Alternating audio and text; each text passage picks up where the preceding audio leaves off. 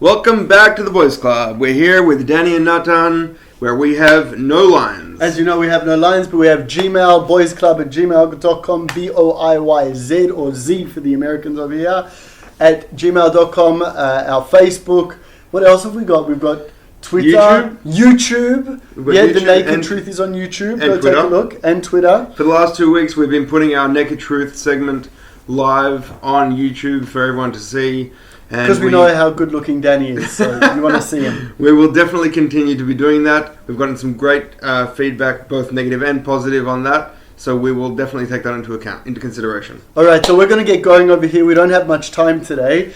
Danny, I've been married for 12 years. It's a long time. Well, it depends who you ask. But yes, please God, a lot longer. That's true. And one of the things that we have seen is that when we first got married, our sex life was amazing. Okay, we are both very physical people. There are no lines here. We tell everyone almost everything. You don't need to brag. Sorry, Danny. He's going red over here. No, we should have a banner saying, we have great sex. We do have great sex. Listen to Boiyz Club and you will have great... No, I'm not promising anything. Anyway, when we first got married, we really had awesome sex. And then when did it start to change and maybe go downhill a little bit? It was definitely with our first pregnancy. We've spoken about that before. Right. And then, it's gone backwards and forwards, good, bad, good, a bit indifferent, whatever it is. And one of the questions first of all, I'd like to know if you have had the same thing, if you want to share that. The second thing is something that's confusing for me is a very passionate as well as emotional and physical person. Why would it be that the further into my relationship that I get, sex should actually get much better? Because I'm more emotionally connected to my wife. I've been through more with her. I have more to connect about. Because of course, sex is just a showing of my emotions, right? It's got nothing to do with just my animalistic yearnings. Well, I think most men will probably tell you differently. Yeah, but we have to say different, right? That's maybe something that we can talk about as well. Yeah. But number one, have you had the same experience? Well, what's your feedback? Instead of me getting into what I deal with, because I think you've shared enough, we have a very special guest on this week. Her name is Talli Rosenbaum, who's an individual and couples therapist specializing in sex therapy. In the US, she's been accredited by ASECT, and in Israel, she's accredited by ATOM, and she's also an academic advisor for the Yahel, right. So she's pretty much got it all. She does. She's probably seen a lot, and she's probably experienced a lot, and she's heard a lot. And I think we can throw the ball into her court and put her in the hot seat and see, Talli, why is it that some couples experience this, I guess, a downward valley when it gets to a certain point in their relationship or during marriage, that that spark kind of dies a little bit? I mean, you would expect people to get closer over a certain amount of time, and they start to create this emotional connection, like Nathan said. But that should kind of translate into a physical wanting to be able to explore certain things. Absolutely. But so what can you? First of all, good morning. Thank you for having me on your show. I think it's just such a wonderful thing you have here. Thank you. And I have to acknowledge I'm really impressed with your openness and your exposure. I have not met too many. I love the young Orthodox rabbis today who talk about themselves. I think that's a wonderful thing. Hey, gotcha. Well, it's interesting. Loving yourself is actually one of the really important principles of being able to love the other. So what does that mean? Loving yourself, first of all, is going to be an important tool for being able to be intimate with the other. So you asked a very important question, and this is a question that's actually being talked about a lot in the world of couples therapy and sex therapy. When, and this isn't always the case for every couple, but when a couple has come together with a lot of passion and desire in the initial stages of their relationship, what do we do about that expectation that it only increase over time, when in fact what we find is that as intimacy, stability, security, getting to know each other better, kids. As that increases, why is it that the passion decreases? Yeah. And one sex therapist, couples therapist who is well known, Esther Perel, she has done much of the work in kind of bringing to light this paradox. And in the sex therapy world, where the paradigm of sex is about passion and romance and how to capture the passion and romance, what's being challenged is the concept of monogamy.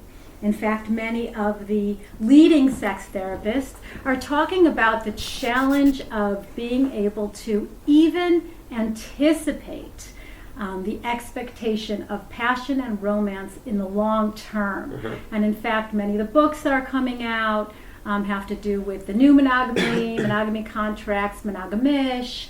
What does that mean? Well, that sounds pretty Jewish. I'm kind of monogamous, but I'm not, but I am, but I'm not. Yeah, but I kind of look at it differently. I think that in the beginning of relationships, and what we know is, and we know this from research as well, science teaches us a lot, because science actually does research on people in love, in the initial stages of love. And they do research on what attracts people in the initial stages. But there's also plenty of research on what holds couples together and keeps their love and sex life alive in the long term. And those are very different. They look very different. So the sort of features that will attract a couple in the way beginning stages of a relationship are not the same features that one will expect over time. So if we're talking... Wow, sorry, can I cut you off? That is such an amazing line, and such an important line, that what we expect in 10, 20, 30 years' time should not be what we expect on the wedding night. So besides the fact that you're probably physically unable to do those things. Maybe, some of the positions, these days, actually someone sent me Careful, Danny. Someone sent me a site where it has like the 10 most difficult sex positions to be able to do. Okay. And I was looking at some of these things and I'm like, who actually can do this? I mean, I'm sure there are some porn actors that can't do some of these positions. But no, I think so what you're saying is that it's actually completely normal that after, that in let's say the first 2, 3, 4, 5 years of a marriage, things can be quite heated, and that passion will exist and will be there, and you'll want to explore and have that drive, I guess, so to speak. But it is normal that over a certain amount of time, things will start to dwindle a little bit. Yeah, but I also want to challenge the paradigm that you're presenting, because every couple is different. And what we know is that there are many couples who have a lot of difficulty even in the beginning stages. Yeah. So not all couples will report that they had amazing passion in the beginning of their marriage. Some couples will actually grow into passion and desire, and so I think that would probably more about in like maybe ultra orthodox communities where they don't have any kind of physical experience, but then as they get to know each other. What I like to look at is the triangle of love. There's a famous psychologist, Robert Stern. Love triangles. Right. Not that kind of triangle. Yeah, okay. The triangle of love is the triangle that points out 3 distinct features of a romantic relationship.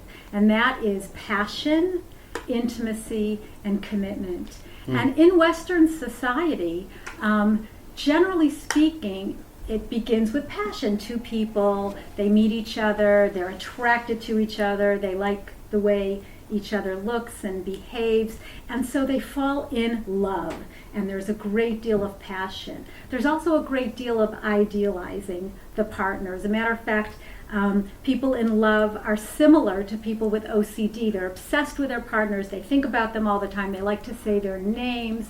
Such an awesome feeling. It's an awesome feeling. It's the butterflies in your stomach. Yeah, we actually discussed this in one of our sessions about also about porn, where they've brought this idea from Hollywood where they've kind of idealized this idea of, you know, what love should be or what it is, but it's not actually that, because it's not intimacy per se, right. But what it is novelty. And it's also a lot of mystery. Does that person really like me? Does that person not like me? And so in fact, what we have related to passion is not security and stability. Wow. It's actually, you know, is this person going to want me? And so those initial stages don't necessarily last that long. And what happens is that in some couples, when the masks come down, because couples are not generally all that authentic in the beginning stages. You bring your best face forward. Interesting. You come with makeup. You come dressed nice, showered, and you're not revealing the sides of you that may be less desirable to your partner. So what happens is that in many cases, once the masks come down a little bit and the idealization is kind of, it's a myth that's been broken. Some couples will kind of put their feet on the ground and say, okay, this is never going to work. And other couples will decide, they won't decide. It's not a conscious decision, but they interact in a way that is far more intimate. And what does that mean? It means that you can be your authentic self. You see each other, you have your first fight. You see your partner when they get angry. You see your partner when they're sick and their nose is running. You see your partner and their family, and you really get to know the person on the level of authenticity, of being real. So, and if you like that person, by the way, and you still feel comfortable, that's when you are now engaging in building the kind of attachment that has to do with security and with stability and feeling comfortable, which, feeling comfortable because you're going to be exposing yourself physically, exposing yourself emotionally, exposing your thoughts and feelings. These are you need to be able to feel secure to be able to do that. Right. And then the third stage is considered to be, okay, we fell in love and we continued to love each other even when we saw that we're not perfect and you're not perfect.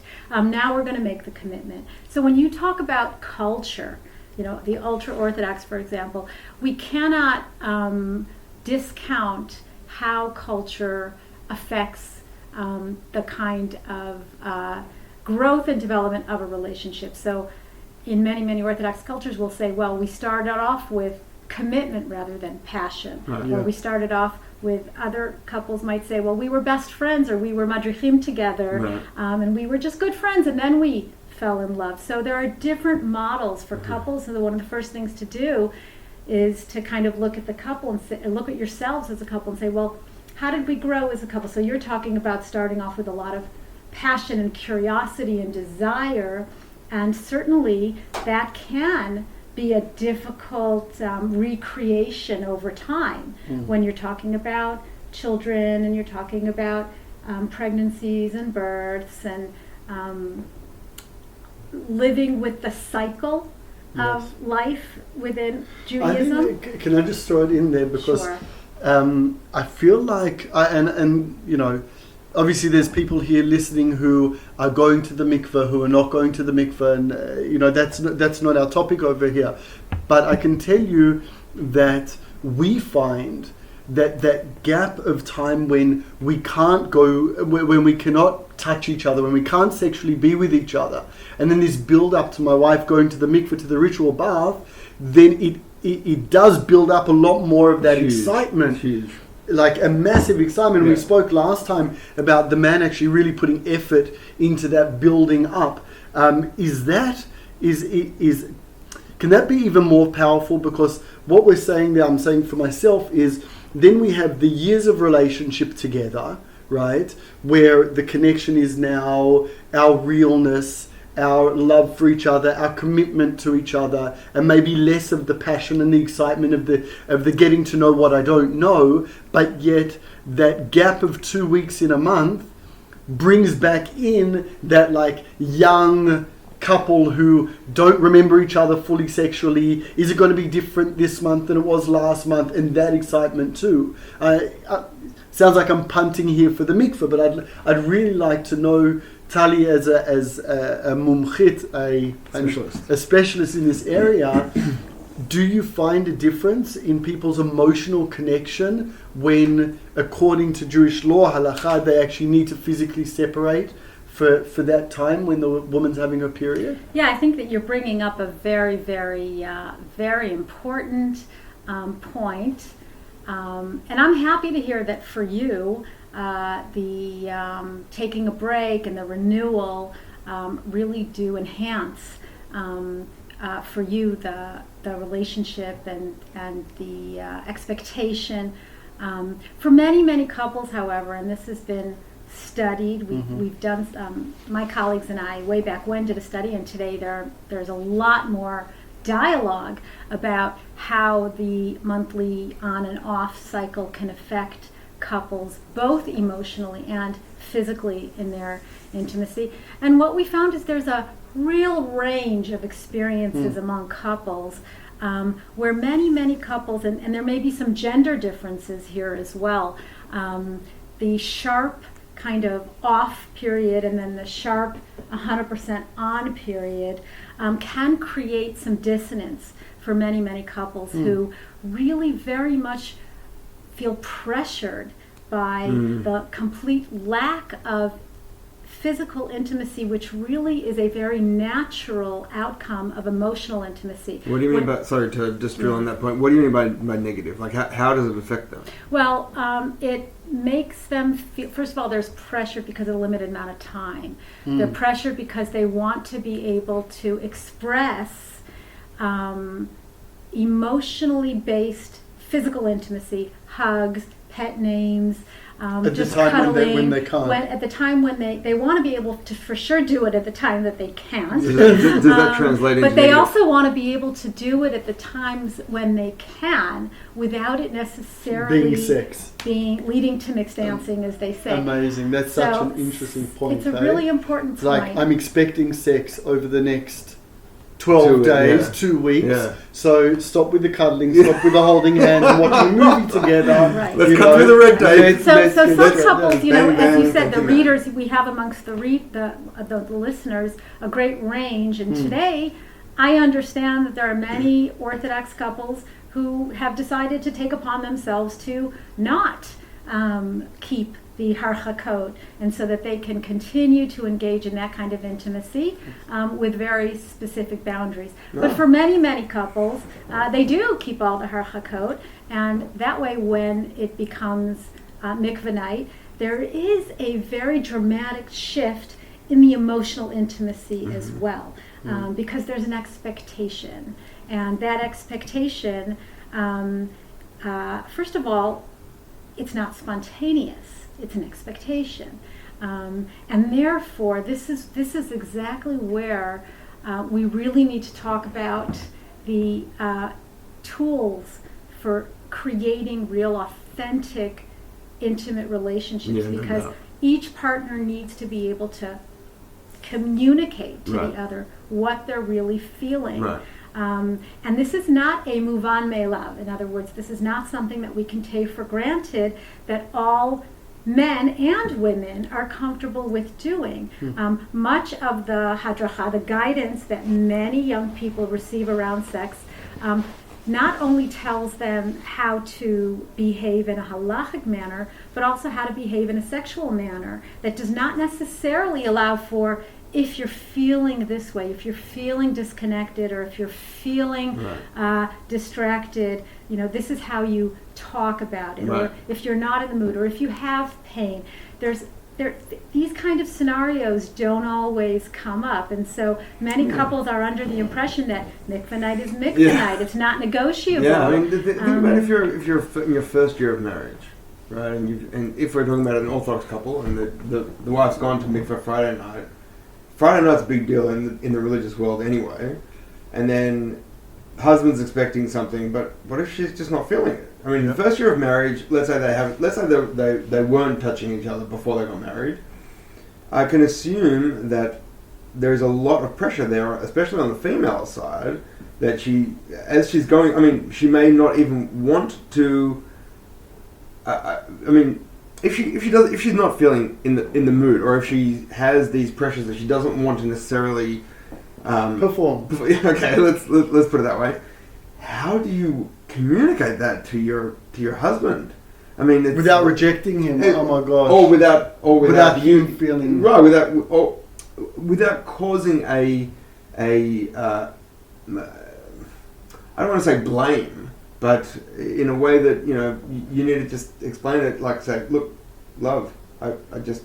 This is just how I'm feeling tonight. It's just not. Can I just take that question a bit further before we throw it to you, Talli? I was speaking to a couple in America, non-Jewish couple, and the guy said to me, I'm not a sex therapist, and I send people to sex therapists, but he brought this up to me. He said, when we first got married, we used to have lots of sex. So I said to him, what's lots of sex? That's pretty subjective. He said, 15 times a month. I said, well, you kind of need to understand that is a lot of sex, right? And now, like 15 years later, he doesn't understand that his wife is in a different place and doesn't want 15 times in a month. Instead of her being able to say to him, this is the reasons why, or him saying to her, these are the reasons why, he's just complaining, saying, I'm rejected, right? I feel that she doesn't want me, and they're just pushing each other away. Yeah. So, it's for newlyweds and for people who no, but what Talli was saying is absolutely spot on. I mean, to deal with to have the tools to be able to communicate, like that's a huge key. Exactly. Especially for we've been talking about these chatan, the groom teachers, and the bride teachers who take these some of them are completely innocent teenagers under their wings, and being able to try and teach them about the Jewish law side of what is and what isn't allowed, and possibly it might add in some sexual kind of content in there as well. But like you said, being able to try and teach them tools to communicate on how you can talk about these kinds of issues when it comes up, that's a huge problem. I'm going to step back on communication, because even before communicating, I want to talk a little bit about the self, the ability to know. This is true for women and this is true for men. First of all, I'm going to talk about autonomy.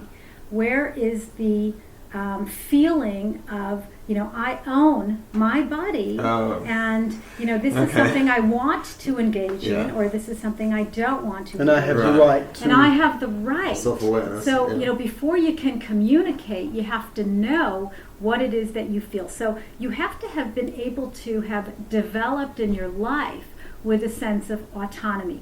I own my body, and I don't have to undergo something that is uncomfortable for me.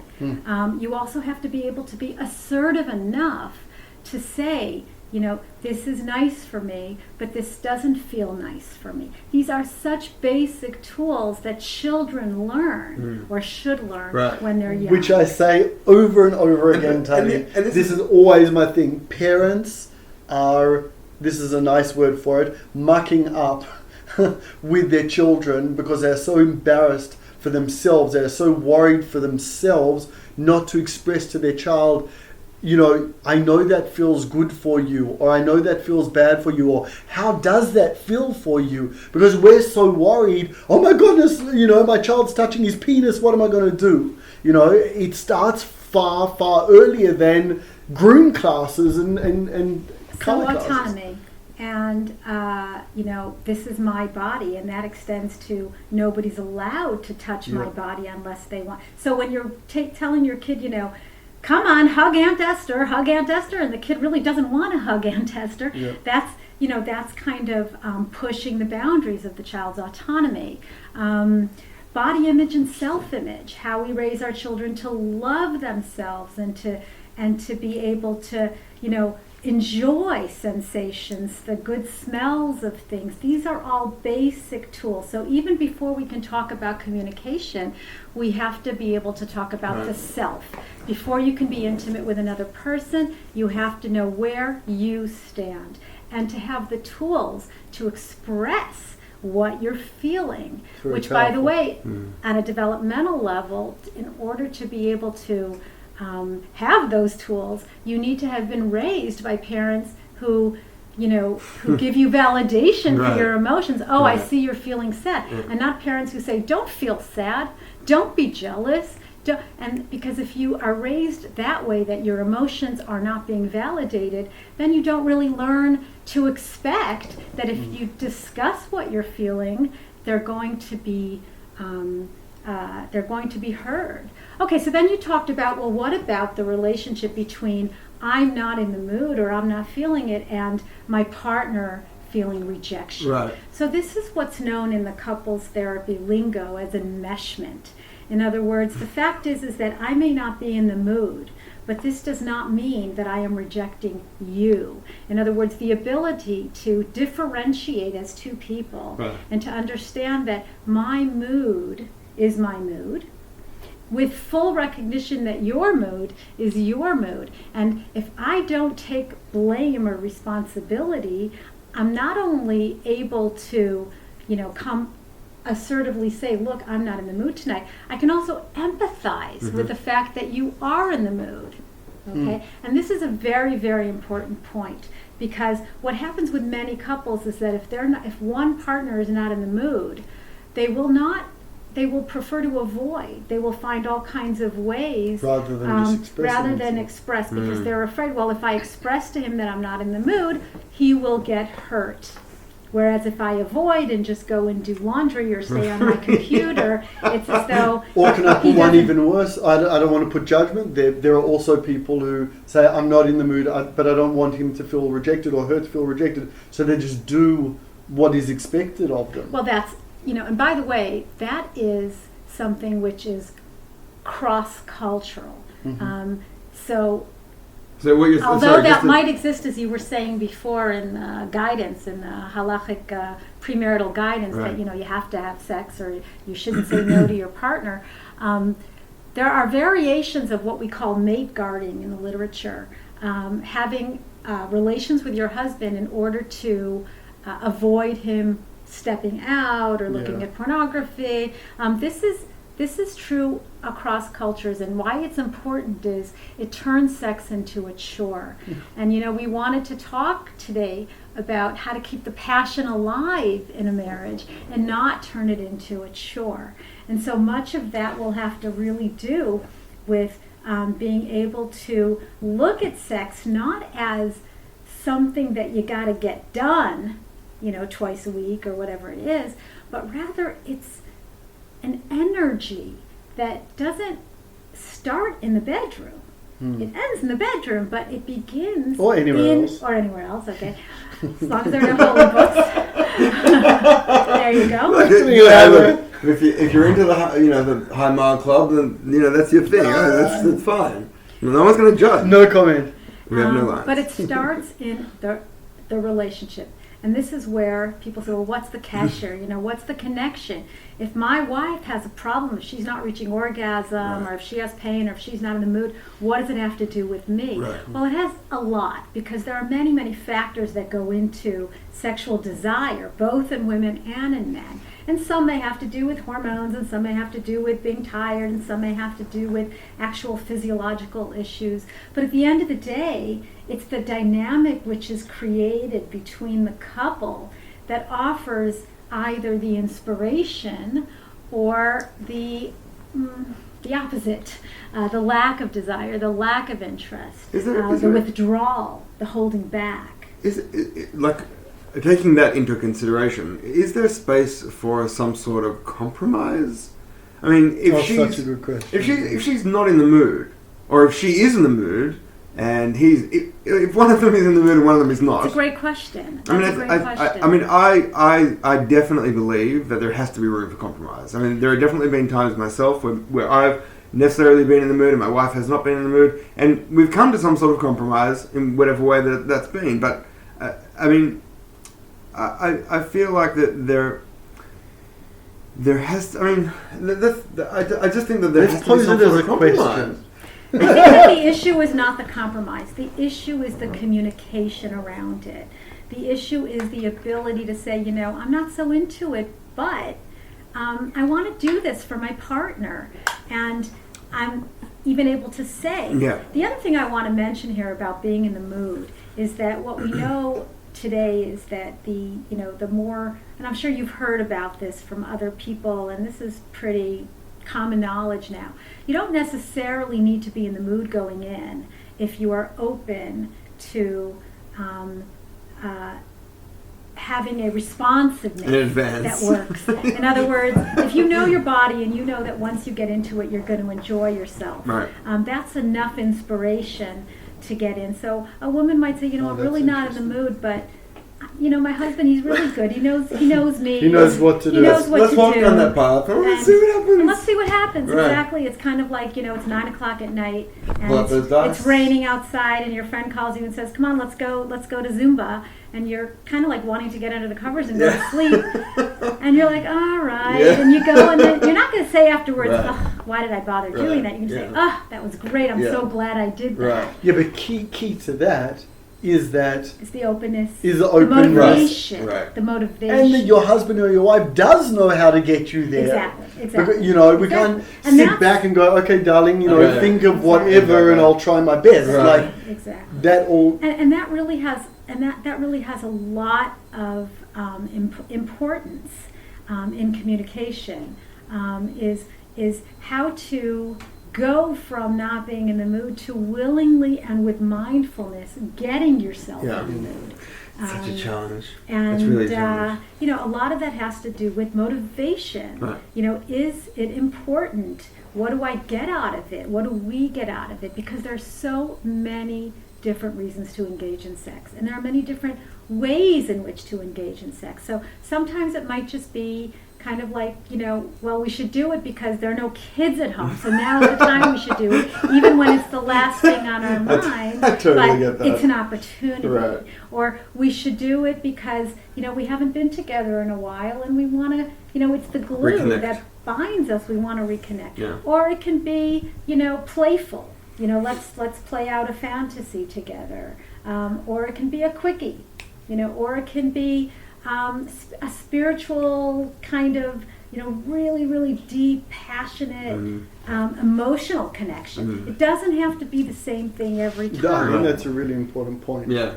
That's really an important point, because I think that sometimes people get into this vibe of this is how we do it. Right. And if it's not this way, Right. or more correctly in this, for this reason, well then it's not like, I think for some religious people, a quickie, like you put it, is wrong. Like, hold on a second, this is meant to be a spiritual, emotional, Right. kadosh thing to be doing, which it is.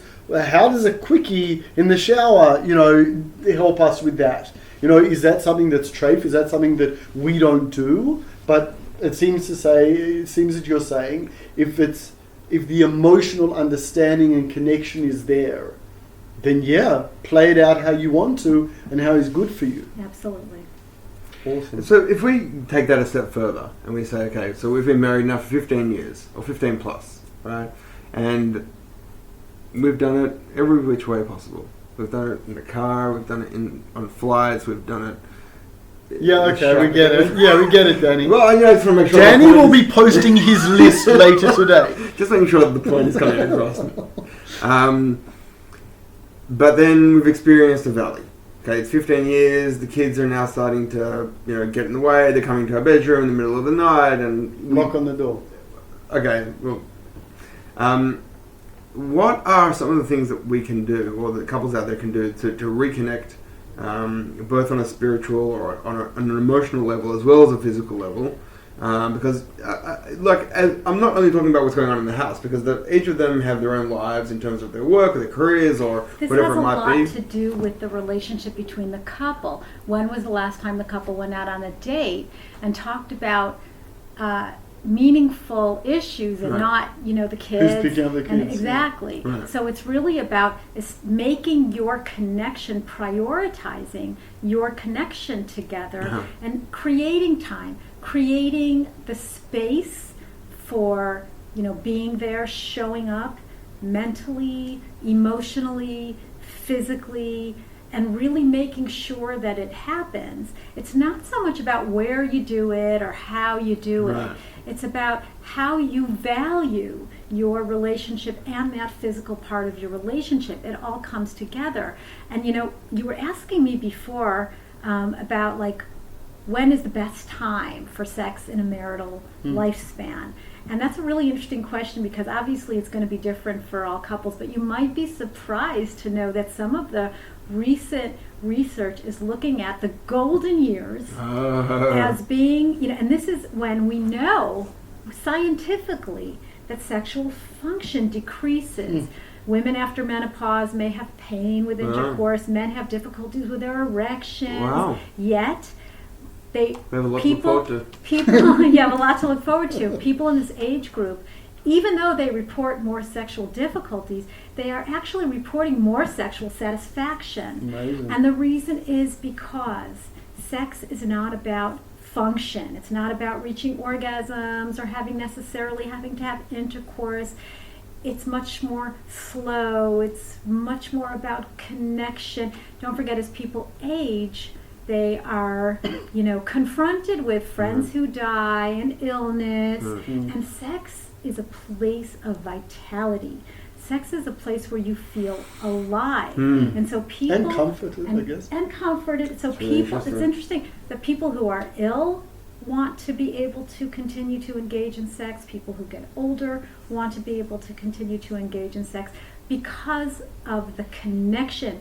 Because, you don't want to be lonely. You want to touch. We are wired for human connection. Right. What happens is that we get sidetracked by the media, which make us believe that sex is about how many times, how many times we have orgasms, how it's all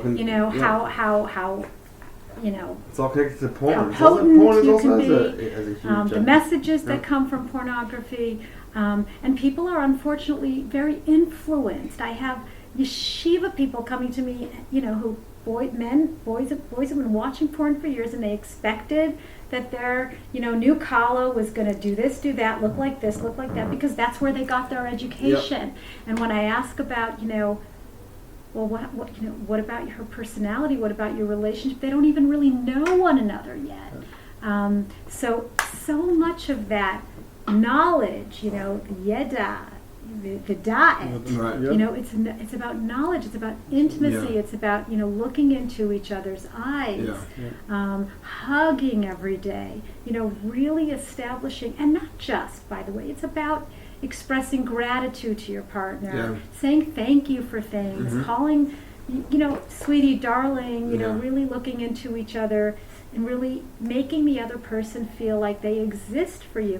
It's unbelievable to me how many partners don't look at one another during the day. They don't acknowledge one another. They don't ask each other the simplest questions. Tell me what happened today. Right. How was your day? And so that the partners will come in and they don't feel cared for, they don't feel acknowledged. And a very important part of couples therapy is kind of understanding what each person's childhood wounds and triggers are about. Because if they grew up in a family either of many children, or they weren't really paid attention to, or they were bullied, or they had other or attachment issues, their partner is going to be triggering them in that exact place by not asking them how they are. Yeah. The simplest thing. We've been talking about so many of those key issues in some previous episodes, and I'm really happy to know that we have really been on point with a lot of this stuff. One of the final things that I wanted to ask you is you've talked a lot about what happens when you get to a certain point and be able to try and improve the situation. How do we avoid that situation altogether? Avoid what situation? How do we avoid going into that valley? How do we avoid the valleys? Can we avoid the valley? That's a better question. Yeah, other valleys. Look, I think that a lot of sexual expectations are influenced by, we're ideological people, and we also are influenced by the media at the same time. We have to understand that these valleys are normal, and we don't want to necessarily talk about how do we not get into them, because if women are going to get pregnant, and they're going to be postpartum, and they're going to go through menopause, and men are also going to have life challenges that are going to affect them, and couples are going to have life challenges. Couples will move, they'll make aliyah, they'll lose their job, one of them. So all of these things are going to affect sex. It's like people saying to me, well, how do we not fight? Well, all couples fight. It's not fighting that's the problem. Yeah. It's how you recover. It's how you deal with it. It's also knowledge. You know, we talked in the beginning about what are the factors that influence sexuality. A lot has to do with what you know. And this reminds me of what we were talking about before we got on air, about what's the difference between real sex therapists and all these people who are taking all these courses. These courses are important for providing education. Education and guidance so that couples know. It's unbelievable how many couples come in after childbirth and the man will say, I didn't know that my wife would, after 6 weeks not feel like engaging, or that she'd be afraid, or that she'd have pain, or they just don't know. And so being able to know in advance what factors can influence individual and couple sexuality, so that you can talk about it, so that you can talk about alternatives, so that you can talk about your vulnerable feelings. And by the way, vulnerability is probably the most important tool for establishing intimacy. Vulnerability is about taking risks. It's about initiating. It's about trust. It's about, being able to feel like, you don't have shame, and that you can ask for something and it's going to be contained by your partner. So trust, by the way, is also something that you learn from how you were raised. If you had a mother who always disclosed your secrets, then you're not going to have learned to establish trust. But on the other hand, if you have a best friend and she kept your secrets, then your same-sex friendships will have really prepared you for opposite-sex heterosexual relationships. Or even something, I don't want to go on, but I know that I've spoken to a lot of couples that the man sits back and goes, well, why does she always want to talk to her friends? Why does she always run to her friends? You've really put it out there. Maybe ask her about her relationships with her childhood friends, and maybe it was them that she was able to rely on rather than her father and her mother or anything like that. Yeah, although it's good to be able to have friends. The other thing that Esther Perel always likes to say is, today we expect our partner to be our co-parent and our best friend, and our lover and everything else. And it's okay to have friends. That's part of differentiation, is to be able to know how to keep yourself happy, keep your feet on the ground, and not be completely dependent on your partner for all your needs. Because I'm sure that can also influence sex. We've got to wrap up. Last question that I have for you. Is make-up sex really the best sex to have? Well, I'm kidding. If that's a reason for you to get into a fight, then go for it. Thank you so much, Talli. You're very welcome. It's been a really informative session. We're really happy that we're able to work with you on this information topic. Talli, is there any way, Talli is very, very busy. You should understand how difficult it is to get to her. Is there any way people can read the stuff that you're putting out there? Is there a way they can maybe... I have a blog on my website, tallirosenbaum.com. Double L, right? L's. I also have a professional Facebook page, Talli Y. Rosenbaum. You can like it, and I frequently post articles and research about sexuality. And my email address is on my site. I have an office in right here where we're sitting in Beit Shemesh and in Yerushalayim. Great. Okay, wonderful. Danny, one of the things that makes me so proud of us, if I may say, is that people with such credentials are happy to sit with us, are happy to educate, because that's really what we're trying to do. We're trying to educate, we're trying to get out there and shed light on the areas that aren't being shed light, cross all of those boundaries, obviously with our wives' permission and stuff like that. But Talli, it makes me really, really happy to sit here with you. Thank you for being with us. You're very welcome. It's my pleasure. Thanks so much. Yasher koach. Thank you so much. Keep up your good work. And keep listening, guys. We'll see you next week.